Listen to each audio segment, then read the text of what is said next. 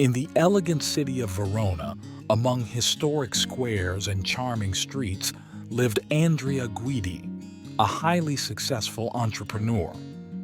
His reputation had been built over the years, combining charisma, determination, and a lavish lifestyle.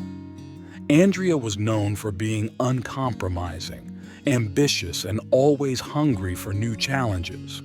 For him, every situation was a battlefield, and the final goal was always victory. During one of the usual social dinners he attended in a villa overlooking the Adige, surrounded by friends and collaborators, Andrea found himself involved in a provocative verbal game. One of his longtime friends, Danielle, with his usual provocative and sarcastic tone, launched an unexpected challenge. Before continuing, subscribe to our channel and activate the bell so you don't miss any of our stories. Danielle questioned Andrea's ability to abandon his aesthetic ideals and his need for perfection, proposing a bet of extremely high symbolic and material value. To marry a woman who did not correspond to his standards, an ordinary, simple person, distant from the luxurious and flashy world that Andrea frequented. Andrea, driven by pride and unable to back down from a public provocation, accepted the challenge. The bet involved 6 months of marriage to a woman chosen not for convenience or beauty, but for her authenticity. The stakes were high, but Andrea, confident in his own abilities, considered the entire affair as a new game to be manipulated to his advantage. Thus, after some research and mutual acquaintances, Andrea learned of the existence of Marta, a woman who seemed to perfectly embody the required profile. Marta worked in a small cultural cooperative. She led a modest life away from the spotlight. She was a frank, reserved person, uninterested in money and power. She lived in a suburb of Verona, immersed in a simple but meaningful daily life. Andrea arranged a meeting with her in one of the most exclusive restaurants in the city.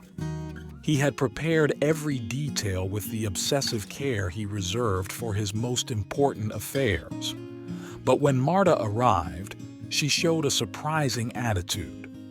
She was not at all intimidated by the luxurious environment or the prestige of her interlocutor. Her manner was direct and aware, as if she already knew everything that was happening. During dinner, Marta confronted Andrea calmly and lucidly, declaring that she was perfectly aware of the bet. She had agreed to participate in that cohabitation for personal reasons, not for interest.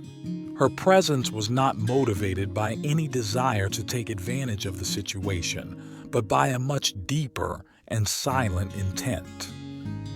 In the days and weeks that followed, living together proved to be extremely complex.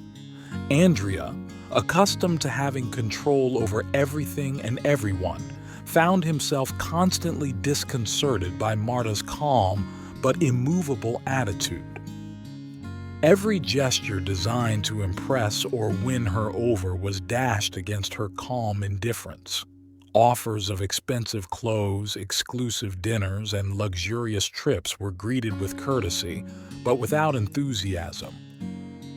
As time passed, Andrea began to feel frustrated. He couldn't understand why his strategy wasn't working. One evening, exhausted and irritated, he tried to re-establish order, to impose a guideline on coexistence. It was on that occasion that Marta revealed the truth. Her participation was not accidental. Years earlier, his father had lost everything in one of Andrea's company acquisitions. His small business had been crushed by an unfair deal, and unable to bear the failure, the man had taken his own life. Marta was there to remind Andrea every day of the weight of his choices. The revelation shocked Andrea deeply. For the first time, He found himself looking into the eyes of the real consequences of his decisions. What until then had been just numbers and results now had a face, a story, a real pain. That night he couldn't sleep. Guilt took over everything. Andrea began to change. Back in the office, he asked his assistant for a detailed account of the companies that had closed in previous years. Each file he leafed through opened up a world of suffering. He decided that he would no longer ignore the moral responsibilities of his choices.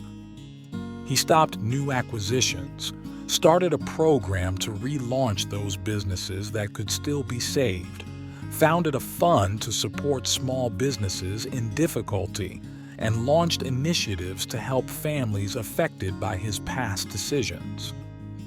Marta watched. She didn't trust him, at least at first. But over time, she began to recognize the sincerity in his gestures. There was no ostentation, nor desire to appear. Andrea acted in silence, without boasting, without expecting anything in return. He even began to involve her in his activities, to ask her advice, to trust her judgment. A new complicity began to emerge between the two. They often walked through the streets of the city, sharing thoughts, experiences, dreams. Marta spoke of her father, her childhood, the sacrifices she had faced. Andrea listened attentively, recognizing in her a strength that inspired him. The 6 months of the bet passed almost without them realizing it.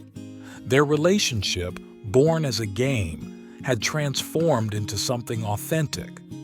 One evening, during a simple but meaningful dinner, Andrea asked Marta to marry him, not as a challenge, not to prove something, but because he wanted to share the rest of his life with her.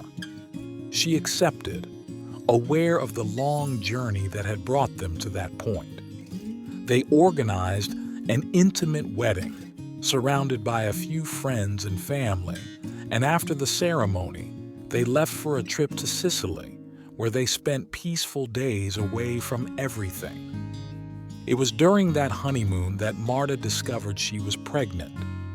She revealed it to Andrea on a quiet evening, with the sea in the background. The news filled them both with joy and wonder. For Andrea, it was like receiving a second chance, a new beginning. Back in Verona, they began to build their life with new foundations, made of truth, respect, and love. Andrea continued his work of change, transforming his company into a place of growth and not destruction. Marta, at his side, accompanied him with discretion and strength. Their story became a living example of how love and redemption can arise even in the most unexpected places, and how, if you have the courage to look inside yourself, you can always start over. Did you like this story? Leave a comment below. Thanks for watching the video till the end, and see you next story.